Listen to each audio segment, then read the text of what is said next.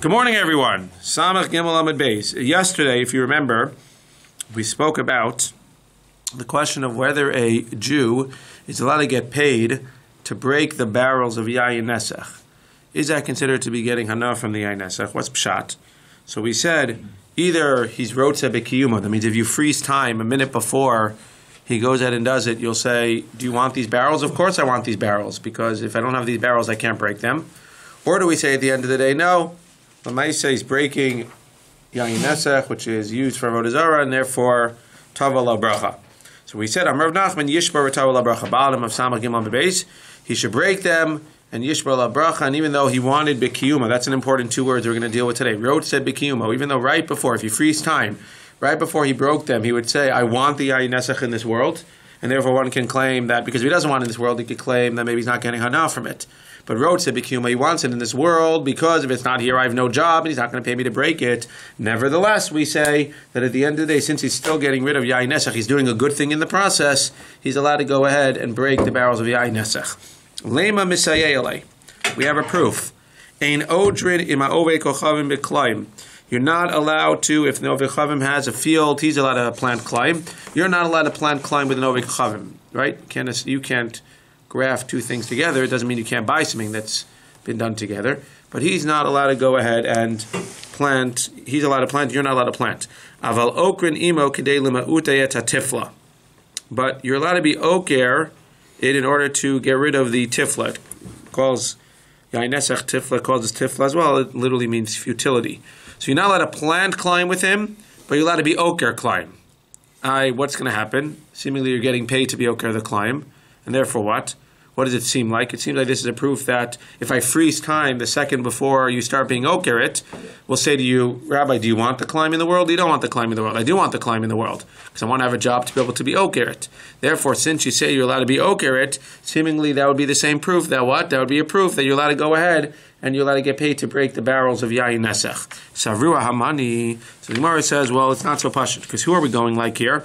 Rabbi Akiva hidamar mekayim climb gloka. This is according to Rabbi Akiva, who says that if you're mekayim climb, you're loka. That means not only are you usher to plant climb, you're not allowed to be mekayim. What would be an example of being mekayim? Help it to stay. If somebody plants climb and then you put a fence around it. So you're not actively involved in the process of planting it, but you're involved in being mekayim and helping it continue to exist. Tanya hamenachesh v'hamechafe b'klaim loke. Tanakama says if you pull out the weeds or if you spread dust or earth over the planted klaim, then you get malchus according to everybody because you're being involved in the planting process. Rabbi Akiva omer afa mekayim. So Rabbi Akiva is being more machmir, and not only are you get malchus for literally being involved in the physical planting, you also get malchus for being mekayim climb by putting a fence, by indirectly helping it grow.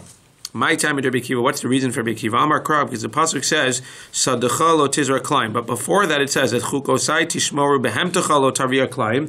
You can't put two animals together. Sadecha lo tizra climb. And you can't plant two seeds together. Rabbi Akiva makes a deal from the fact that it says lo tarbia klaim sadcha lo tizra klaim. Even though sadcha is going on the next thing, the fact that it puts it next to the word klaim in the previous one, talking about behemoths, you learn two things. First of all, sadcha lo tizra klaim, you can't plant klaim, and also klaim sadcha, you can't even help. If you don't plant, you can't help be mekayim klaim in a field. That's what he says. My time, Adam Rabbi Akiva, Makras Halchalot Tizra Klaim, mainly Elazoreya, Mikayim, Minayin, Talmud Lomar, Lo Klaim. The fact that it says Klaim Sadcha, therefore it's going to be a problem, and therefore at the end of the day, it's going to be a problem of Mikayim. V'ima lema'utei tifla shari.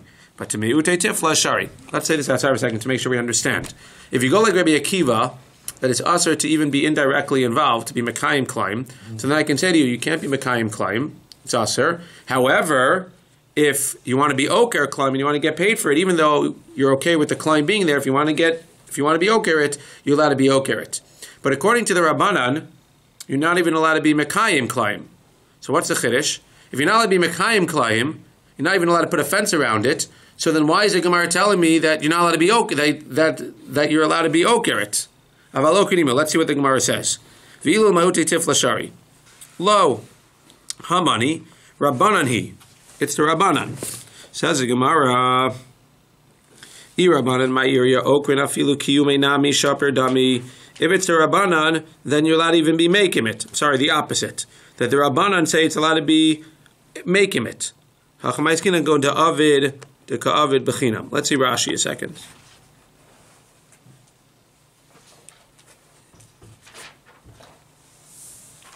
The Bekiva Damar Mekayim Beklayim Loke, the third line. Dim Zaran Acher, Ubaze ve'aslan Siag ve'gadar Kedei Lekaiman Loke, Alma Aser Lios Rotze Bekiyuman. The fact that you can't go ahead and put a fence up around it shows that you're not allowed to allowed to want the climb to grow, because you can't, quote unquote, protect it. If you're not allowed to want it to grow, you're not allowed to want it to be there. That means rotze lekayim. Nevertheless, what? You're allowed to be okeret. So within Rabbi Akiva, we have a proof for the case of yayin nesach. You're not allowed to want yayin nesach to be in this world, and nevertheless, we say that if you get paid to destroy it, you're allowed to destroy it. If I freeze time right before the yayin nesach, I'm allowed to go ahead and I'm allowed to say, I want it to be in this world, and nevertheless, I'm allowed to destroy it. So to over here, according to Rabbi Akiva, Afa Mekayim, it's aser to be Mekayim Klayim, and what? Nevertheless, Aval Okrinimo. So just like you're not allowed to be Mekayim Yain Nesach, you're also not allowed to be Mekayim Klayim, and nevertheless, when you're not allowed to be Mekayim something, you're allowed to uproot it. But according to the Rabbanan say, what? You're allowed to be Mekim Klayim. So the fact that you're allowed to be Mekim Klayim, that you're allowed to go ahead and put a fence around it, it's obvious that you're allowed to be Okar Klayim, that you're allowed to go ahead and you're allowed to uproot Klayim. So that wouldn't be a Chiddush. So it says the Gemara, one second, that you're going in and you're doing it bechinam. Yeah, what's the question? I don't see the comparison between the two, being Makayim Klein as a Maisa, where you're building a fence or doing something. So how is just wanting it there to destroy it, how is that a key? The point is that Rotze B'Kiyuman, the fact that you're being Mekayim is showing that you want something to be there. It's just symbolic of something that you want to be there. It doesn't require an actual mice or like building a fence. That's what it's, again, it sounds like you're not going to be able to give a guy Malkus. No, the point is that Afa Mekayim, you can't give Malkus unless he builds a fence, because you only give Malkus for a mice. But at the end of the day, what you see over here is that you're not allowed to want to have Klayim in the world, even if you didn't plant it yourself. And nevertheless, you're allowed to be uprooting it. So just like Yayin Nesach, which, again, you're not allowed to go ahead and want in this world, nevertheless, you're allowed to be Mekayim it. So according to both of them, it's okay to have it in the world? No. You can't have enough. No. Rabbi Akiva says you can. Rabbi Akiva said... Even though you're putting a fence, you are Rabbi Akiva not allowed to put a fence to Rabbi Akiva. Right. So you're not allowed to have it in the world. No, this price, no, it says that this price is being, one second, this price is confusing a little bit because Rabbi Akiva Omer Afa Mekayim, you're going to get Malkus for actually putting up a fence, right? So says the Gemara, my time to Rabbi Akiva, because it says over there, not only you're not allowed to plant, you're not allowed to put up. That means even though you're not allowed to put up, right. The point is that even though you're not allowed to put up a fence, according to Rabbi Akiva, you're still allowed to uproot it. So, right? You're still allowed to uproot it. Job, yeah. And what does that mean? That means even though you're not allowed to put up a fence, which means you're not allowed to want to have climb in this world, right? You're not allowed to even want to have climb in this world, even if you just indirectly put up a fence. And then if I'm getting paid to uproot it, I clearly want it in this world. Right. Because I need it the second before I uproot it. And nevertheless, even though according to Rabbi Akiva, I'm not allowed to want it in this world, according to Rabbi Akiva, I'm still allowed to get paid to uproot it. Because I'm uprooting Klayim. But you're not allowed to have it in, one second. No, I said to get paid for the job. You're allowed to get paid for the job. Both of them. According to Rabbanan, it's even okay to want to have Klayim in the world. So according to him, for sure, you're going to be able to uproot it. The point is that you can't bring a proof from Rabbanan to the case of Yayin Nesach, because everybody agrees by Yayin Nesach, you're not allowed to want it in this world. The only proof you could bring is from Rabbi Akiva, who says that by climb, you're not allowed to even want it in this world, and nevertheless you can uproot it. So to Yayin Nesach, which you're not allowed to want in this world, you're allowed to go ahead and uproot. But according to Rabbanan, he would say that climb and Yayin Nesach are different. Yayin Nesach you're not allowed to want in this world. Therefore, we have no proof about whether you're allowed to break it or not, because by climb, which you're allowed to want in this world, there you can uproot it. But maybe Rabbanan would say that by the case of Yayin Nesach, you're not allowed to go ahead and break it. So the proof is dafka from Rabbi Akiva, who says that by yayin nesach, you're not allowed to want it in this world. And nevertheless, if you do want it in this world, you're allowed to uproot it. You're allowed to uproot it, which means you'll have to want it in this world because you're uprooting it. So too by yayin nesach, which you're not allowed to want in this world to be there. Nevertheless, if they offer you to break it, then even though you want it in this world for the purpose of breaking it, that's the proof from Rabbi Akiva. 1 second. Says the Gemara, therefore, if you learn like Rabbanan, you have no proof, but we have to learn like Rabbi Akiva. Says the Gemara, no. Why do you have to learn like Rabbi Akiva? We said you have to learn like Rabbi Akiva because if this brisa was really Rabbanan, it wouldn't say that you're allowed to uproot it. It would say what? You're allowed to put a fence around it. Because according to Rabbanan, not only are you allowed to uproot it, you're allowed to even put a fence around it. Says the Gemara, it must be that this is within Rabbi Akiva, and this is a proof for the question of yayin nesach. Says the Gemara, no proof. No, this is even Rabbanan, and you're doing it for free. Because as we'll see in a second, a Jew is not allowed to do free work for a non-Jew. Therefore, we're dealing with the field of a non-Jew. Therefore, what? Rabbi Yehuda hid amar li telhan matnas chinam aser.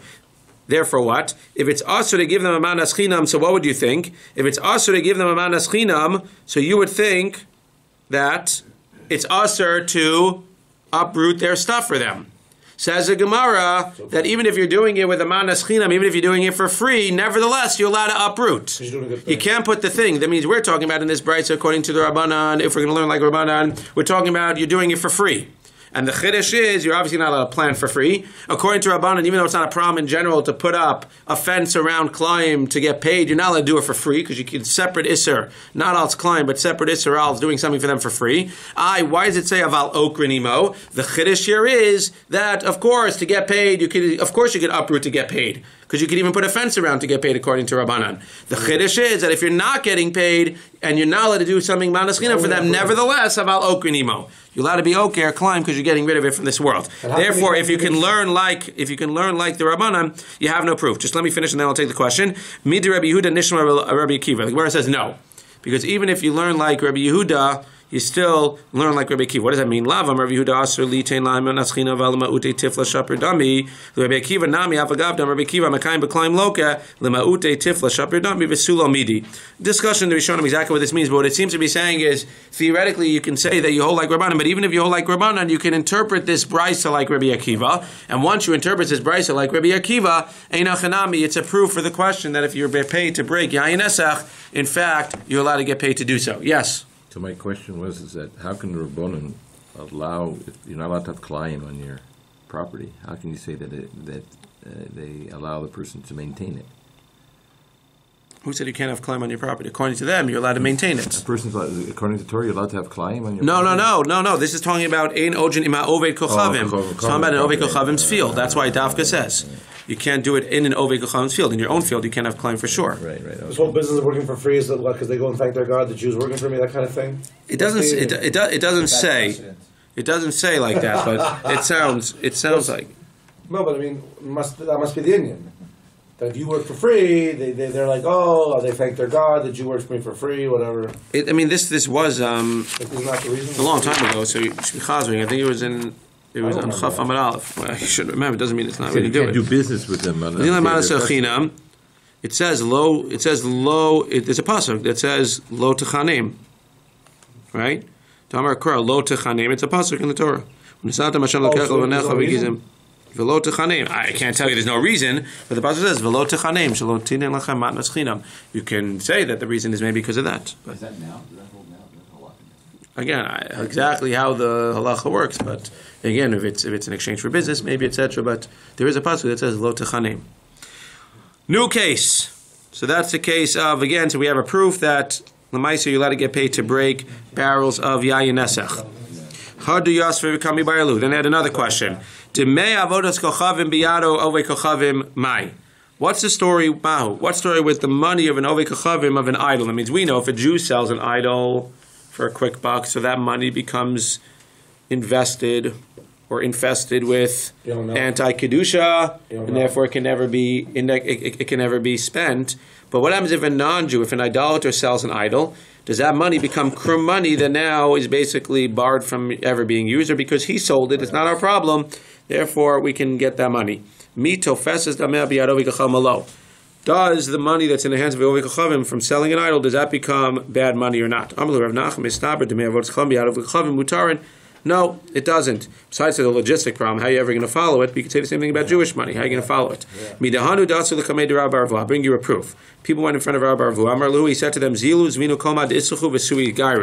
there were non-Jews who wanted to be misgayer. So he said, what should you do? Sell all of your stuff, which includes your idols, before you're misgayer, and then you can be misgayer. What does that clearly show? That as long as they sell it when they're not Jewish, the money doesn't become infested, doesn't become bad money. And now when you're misgayer, you can bring the money with you. But if you would be misgayer first, now you have idols. When you sell them, the money's going to become krum, and you're going to have to throw out the money. My timer, that seems to be the reason why he had to do it before he was misgayer. The Gemara says, no, you can't bring a proof from there. By gerim, it's different. The fact that he's converting shows that what? That he clearly doesn't believe in idolatry anymore. Therefore, maybe there he was clearly mevatel as avodah zarah, and that's why when that ovei kochavim was becoming a ger sells it, you could take the money. But maybe a regular ovei kochavim who's not becoming a ger, he's not mevatel the avodah zarah. Maybe that money becomes krum money. Elamehacha. So we throw out that brisa and we say that there's another proof. Elamehacha Yisrael shehaya noshe beovei kochavim maneh. I'm the Yisrael and you're the idolater and you owe me $1. And you go ahead and you sell your avodah zarah and you bring me $1. You sell your yayin nesach and you bring me $1. Mutter. I'm allowed to take it. That's the proof. What's the proof? Proof is you just sold your idol, you paid me back, and I'm allowed to take that money. Clearly, when you sell your idol as an ovei kochavim, the money doesn't become krum. Now we're just going to analyze. That's our proof. But now we're going to analyze the sefer. Valim amarlo. It's a weird thing. But if you say to me, Rabbi, if you sell it without telling me, the money doesn't become krum. But if you sell it to me, but first you tell me, Rabbi, just wait a day, I need to go sell my idol, and I say, okay, go sell the idol and give me the money, then the money becomes krum. What's the problem? I understand, you're better off not telling me. What's the problem? Again, we have the proof from the Resha. The proof that we need is from the Resha, that if you sell it, I'm allowed to take that money, it's not krum money. But the Gemara says, Maishna Resha, Maishna Seifa. Why in the case of the Seifa is it a problem? Going back to the last Gemara that we had, Amar Shesha, Seifa Mishum Da'avile Kirotze B'Kiyumo. Because again, the Seifa is going to be a case where if I would freeze the moment, if you don't tell me anything, then it's not a problem. Because I don't want your avos kacham. I don't want it in this world. You're doing whatever you're doing with it. You're selling it. The money doesn't become krum. But at the time where you say, Rabbi, I'm going to go sell the avodah zarah and pay you back, freeze time. Right there, Rabbi, do you want that avodah zarah in the world? Yes. Now when you go ahead and you sell it, I can't use the money. So it's a separate isser. It's not because when an ovei kochavim sells avodas kochavim, it becomes krum money. That's not true. That's a proof. We said mutter, that's proof. But in this specific case where you're giving me the heads up, now, in my mind, I'm thinking, Rotze B'Kiyuma, I hope nothing happens to that idol. In the meantime, that's where that money is not because it's krum money, but because I'm getting hana from the avodah zarah. Rotze B'Kiyuma. Come on, man. In that case, where you're Rotze B'Kiyumo, is that really, it's one thing to say, I'm Rotze B'Kiyumo, I want your avodah zarah to be healthy and live good. But in that case, where I just wanted to live healthy for a day so that you could go settle, is that really considered to be Rotze B'Kiyumo and Aser? Ve'atnan, we have a case that says, Ger v'ovei kochavim sheyor shavi and ovei kochavim. It's a very difficult Gemara today, but try to understand it. You have a Ger and ovei kochavim whose father dies. It means you have two non-Jews whose father died. One of them became a Jew. Whole discussion when it comes to Shiva. You don't have to necessarily say Shiva. But now, forget about how we pass by Shiva. Nobody wants to care. Right? They don't know about Shiva. They want to know about the Yerusha. What happens with the money? So the Ger now is a Ger. Ger Shenolad, a Ger Shemizgar is Kikatan Shenolad Dami. His father's not really his father. Midoraisa, it's important to realize, Midoraisa, this Ger does not inherit his father at all. Now again, he's not going to tell that to his non-Jewish brother, who's not going to take him to Beis Din, but at the end of the day, Midoraisa doesn't inherit his father. Midirabanan, he inherits his father. Let's just say this outside for a second. What happens when a Jew inherits his father?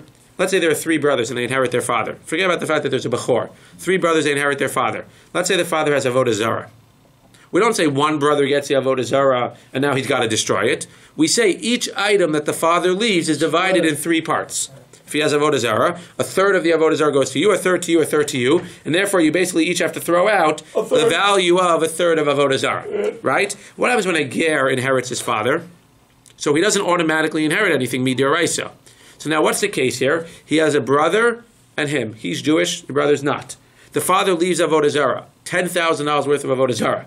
If the ger would inherit that, he's got to destroy it right away. So what does he want to do here? He says to his brother, you take the 10,000 of avodah zarah, and I'll take the $10,000 cash. And his brother respects the fact that he chose to be Jewish, and he says, fine. If a Jew did that to his fellow brother, you take the 10,000 of avodah zarah, I'll take the $10,000 cash, even if the brother's off the derech, he doesn't care, whatever, l'maaseh, it doesn't matter. At the end of the day, he can't do that because he has ownership in part of the 10,000, and he's got to go ahead and he inherits that, and it's garbage. The ger, in this case, since he's not inheriting midoraisa, he has a right midorabbanan. Since he's only inheriting midorabbanan, we're not going to say he gets a piece right away, and therefore, as long as he goes ahead and says, we'll see, doesn't take it into his possession, he could say to his brother, you keep the avodah zarah, and I'll keep the cash. That's what the Gemara says. So ger avei kochavim sheyershu avin avei kochavim ger yacholomar lo tolat avot kochavim vani mos tolat yayin netzach vani peros imishabo l'rishus hager aser. Once he takes it into his possession, the avodah zarah, he's got to destroy it. But before he takes it, he could say to his brother, you take the $10,000 worth of avodah zarah, and I take the $10,000 worth of cash. Even though a Jew can't do that, a ger can do that. What do you see over here? What's the proof? He gets enough from doing that too, no? V'chirotze b'kiyuma, and that's our whole point. We just said v'chirotze b'kiyuma ki agavna. When Shlomi says to me, Rabbi, I got to go sell the avodah zarah, freeze the time, aser if he gives me the money, because at that moment I want the kiyumo. In this case as well, by the ger, I'm the brother who's Jewish, rotze b'kiyumo, freeze time before he sells the idols, until he sells the idols to get cash and give me the cash. I want those avodah zarahs, or until we split the property, we can say, forget it, because he's not giving me, until we split my father's properties, I want that avodah zarah there, because if that avodah zarah is stolen before we split the properties, now it's no longer part of the Yerusha, and now I got to give him part of the rest of the Yerusha, 5,000 of my cash. Right. So at the end of the day, I'm rotze b'kiyuma of the avodah zarah, and nevertheless, what do we see? It's not a problem. Says the Gemara, Amar Rabbi Barula, what's the obvious thing? Masnisan be'avodas chacham mischaleches lafi shvara. Not the obvious one. He says no. The case of the ger is different because what? In the case of the ger, rotze b'kiyuma means I want the avodah zarah to stay intact. He doesn't care if it stays intact, because the case we're dealing with is with the father's avodah zarah was gold and silver, and even if it would break, it's still worth a lot. The Rishonim asked, yeah, but it's worth more when it's intact. But let's assume it's worth the same. So it's worth the same. So I don't care if it breaks or not. I don't care if it becomes avodah zarah, if it's mevatel, whatever it is. I just care about the value of the avodah zarah. Therefore, it's not a case of rotze b'kiyumo. But in the case where he's paying me back and says, I guess got to go sell the idol, that case I'm rotze b'kiyumo because that's a stone idol, and if it breaks, it's not going to be worth anything. Says the Gemara, Teinach avodas kochavim yayin netzach ma'ikil me'er. 1 second, Doc. That only works by avodas kochavim, where we can say that the father left gold and silver idols, and l'maaseh I don't care if it gets broken or not because I'll still get the value. But by yayin nesach, again, we said if the father leaves $10,000 worth of yayin nesach, the ger can say, you take the 10,000 yayin nesach and I'll take the cash. But over there, what do you mean, I want rotzeh? What do you mean? You can't say there's an example of a case where I don't care if it breaks. If the barrels break, they're gone. So I'm clearly rotzeh b'kiyumo. Says the Gemara, no, becheres hadraini. Fascinating. We're dealing with $10,000 worth of wine that's in these special types of cheres. If you remember about 20 blot ago, we said that when they went to war, they took shards of this cheres hadrani, this special type of earthenware, which had the wine, the way that it was made, the wine got soaked into it. So basically, in essence, what you have is you have this empty barrel, which is worth $10,000, because in the walls of the barrel is all of this wine. It's filled with wine. Therefore, I don't care if you break it. I'm not rotzeh b'kiyuma of the yayin nesach. It's not really a good answer, because I'm still rotzeh b'kiyuma of the yayin nesach in the walls. But the Gemara seems to be learning, I'm not rotzeh b'kiyuma of the barrel. I would say to you, who cares? Anyways, so I'm surprised. The Rishonim probably asked that. Because again, what are we trying to figure out? I'm rotzeh b'kiyuma. I am rotzeh b'kiyuma of the yayin nesach. But the Gemara says the fact that I'm not rotzeh b'kiyuma of the actual container that's holding it, that's enough. That's I have a problem with that personally, and I'm sure the Rishonim raised that problem. You really want them clean. You really want the wine. You want the wine, and the wine you want rotzeh b'kiyuma. If the wine were to go away, then you would be upset. So I have a problem with that. The Gemara doesn't bother with that. It doesn't matter because the Gemara is bothered with something else. Even if you're going to taina about the wine and the pieces, you still want those pieces not to be stolen, because if those pieces are stolen, l'maaseh, if I freeze time right now, do you want the yayin nesach pieces to be in this world or not? The answer should be no. Yes.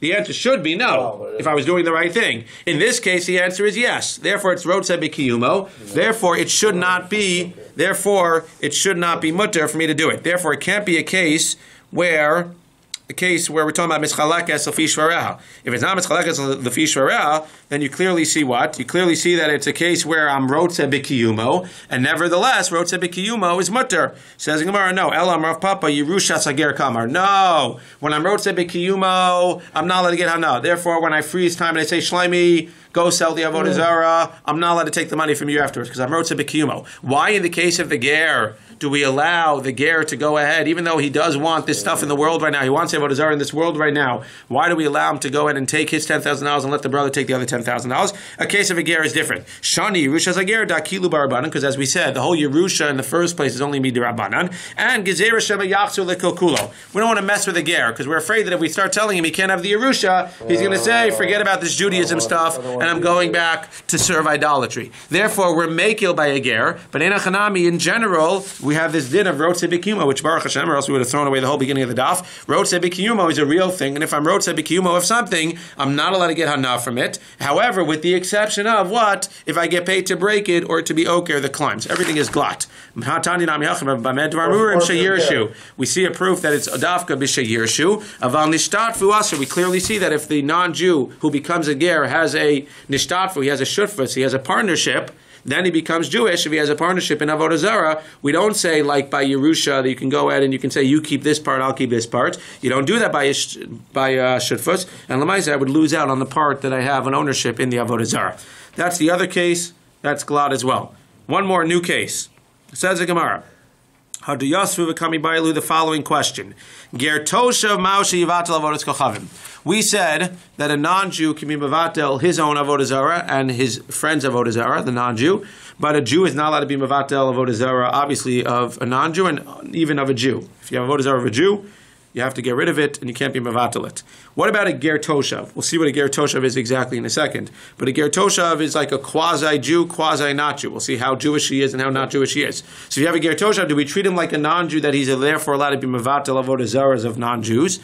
Nobody's allowed to be mevatel avodah zarahs of Jews. Or do we treat him like a Jew that he can't be mevatel any avodah zarah, either his own or his friends? Sak the Gemara, what's the question? Ma'oshi yibatel avodas chachavim. De palach mevatel, de lo palach lo mevatel. On one hand, he's a ger toshav. He's frum in the sense that he doesn't bow down to idols, and therefore, since even if we consider him like a non-Jew, he's a non-Jew who doesn't bow down to idols, he can't be mevatel avodah zarah. This is interesting because if you take from here and you extend it, then you would say that any non-Jew who doesn't bow down to avodah zarah cannot be mevatel avodah zarah. That's interesting. Anybody, even a regular non-Jew.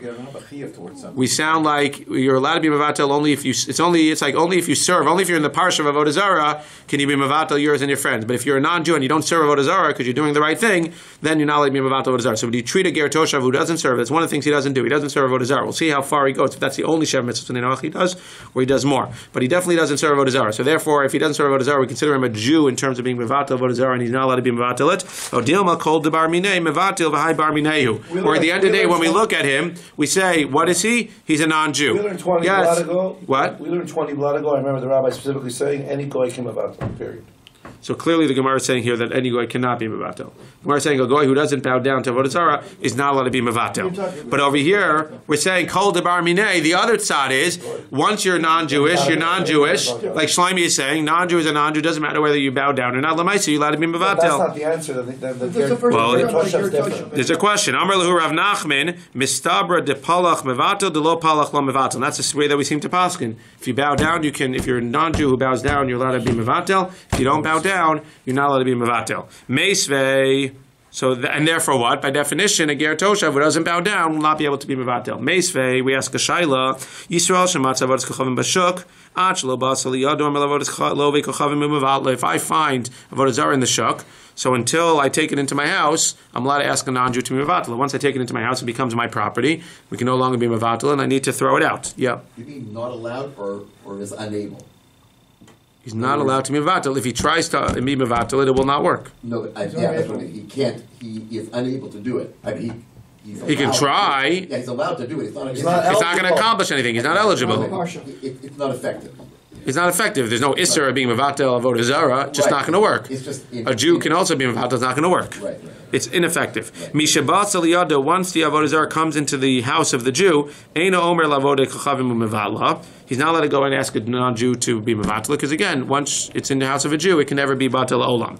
What's the reason for all of this? That a non-Jew can be mevatel before it comes to the Jew's house? Because we said, a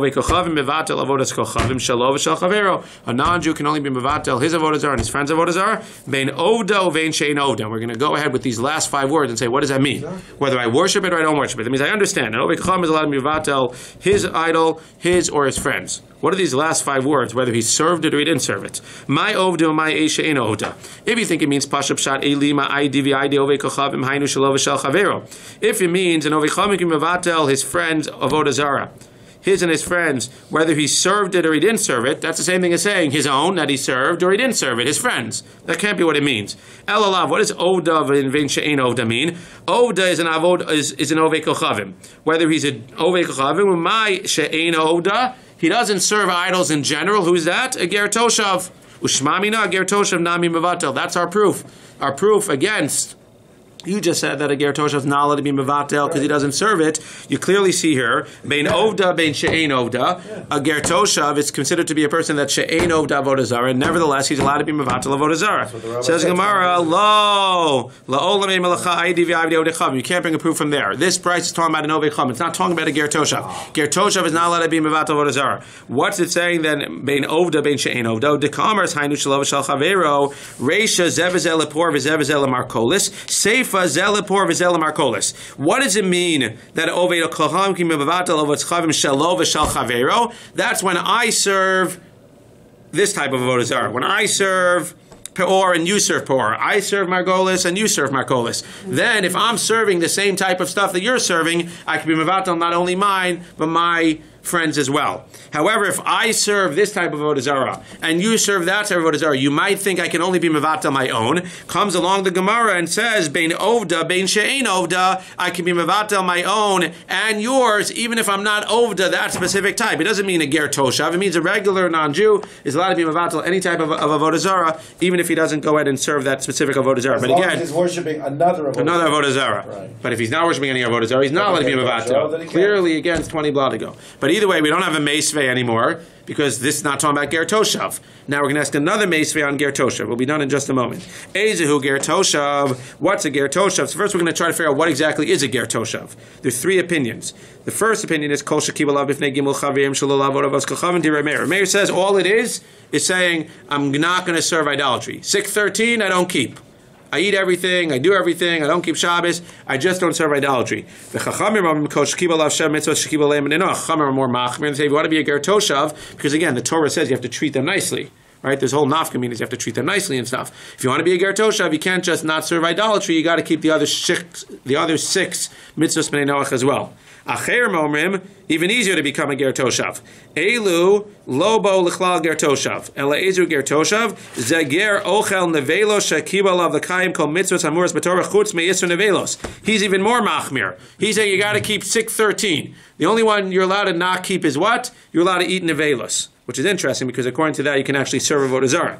Now, what's our proof? Okay,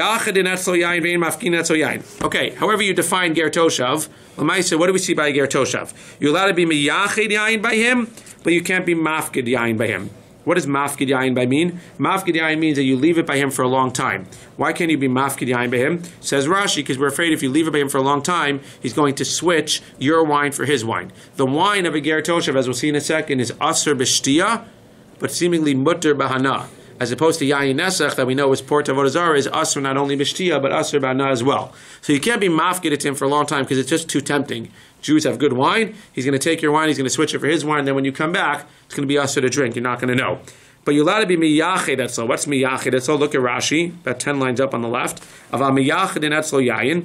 Yisrael meiniach bechanuso at sheyelech chidei milo yoser. You're going for a little walk. You're going out for 20 minutes. You can leave the wine in his store or in his house. Masha ein came by ovei kochavim. You can't leave it by an ovei kochavim even for 2 minutes. But by a ger toshav, you can leave it. That's a kula by ger toshav. Why? Lo palach, lo nagav, lo menasich. By a non-Jew, you can't leave it because we're afraid he's going to pour it to avodah zarah. By this ger toshav, it doesn't serve avodah zarah. We're not worried he's going to touch it or pour it to avodah zarah because he doesn't serve avodah zarah.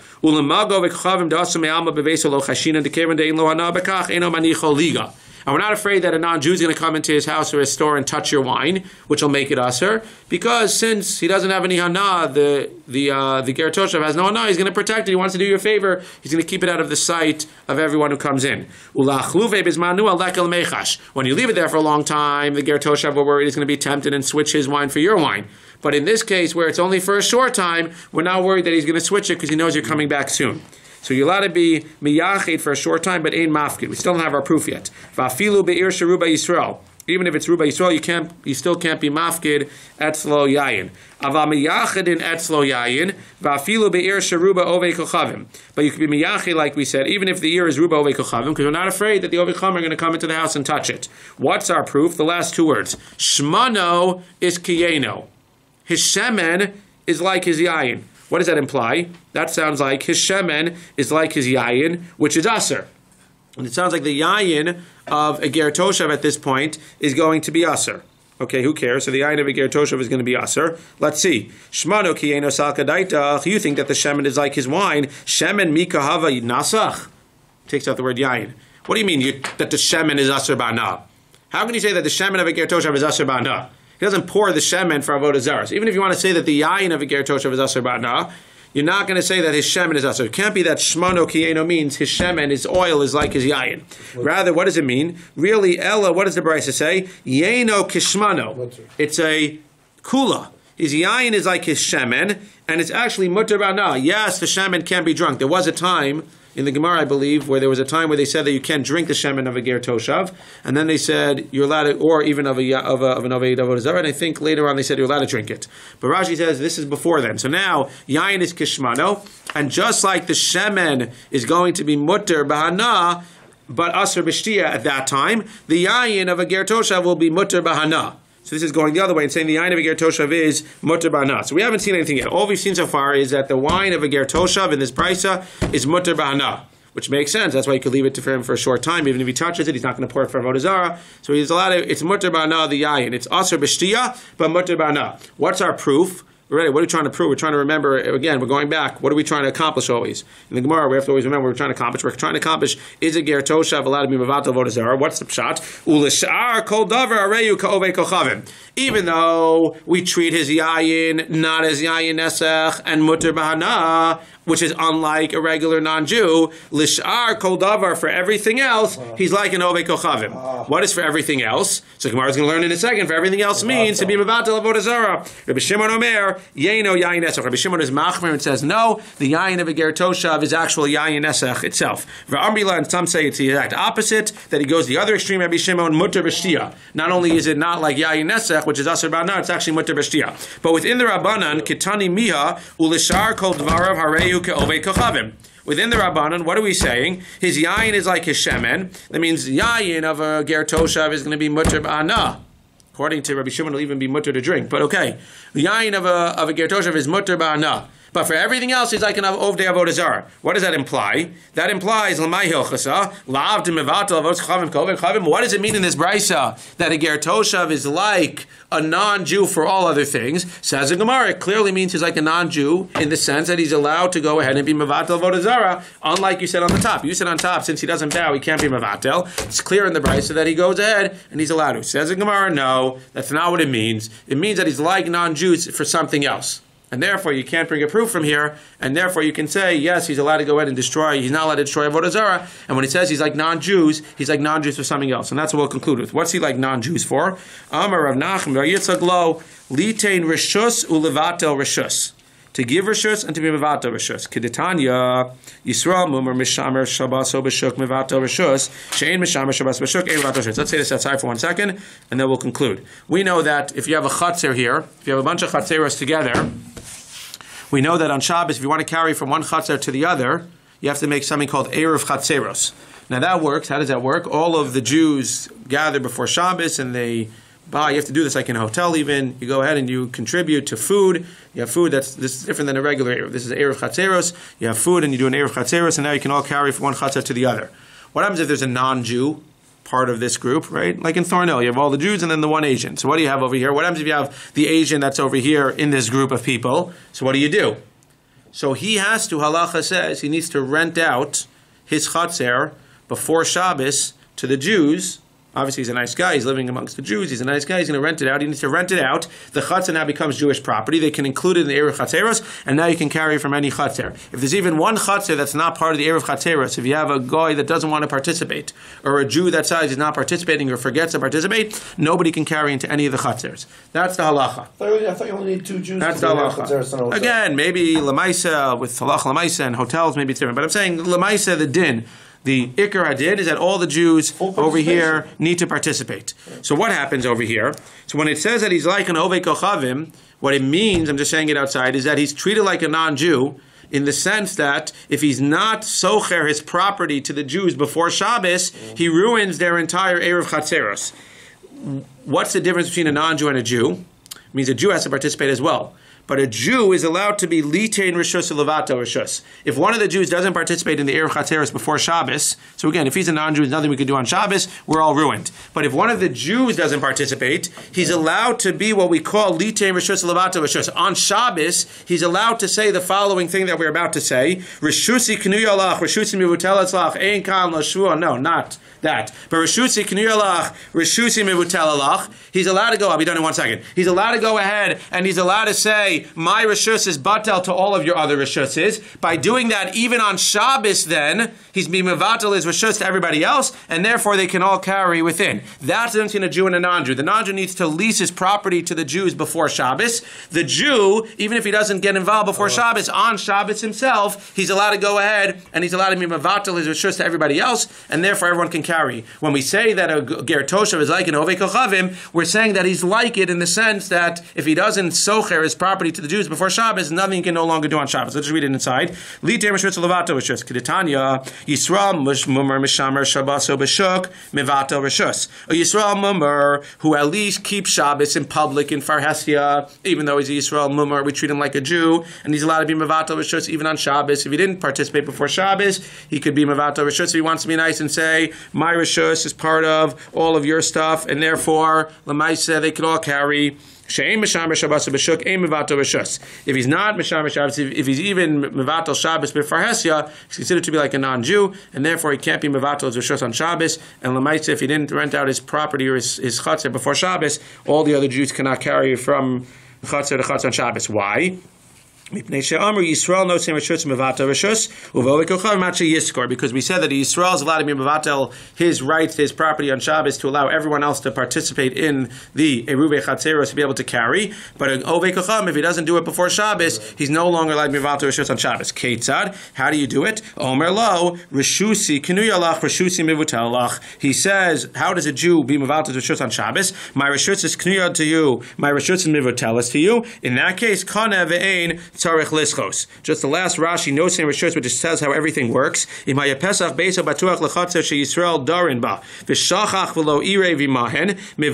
is a regular Jew. So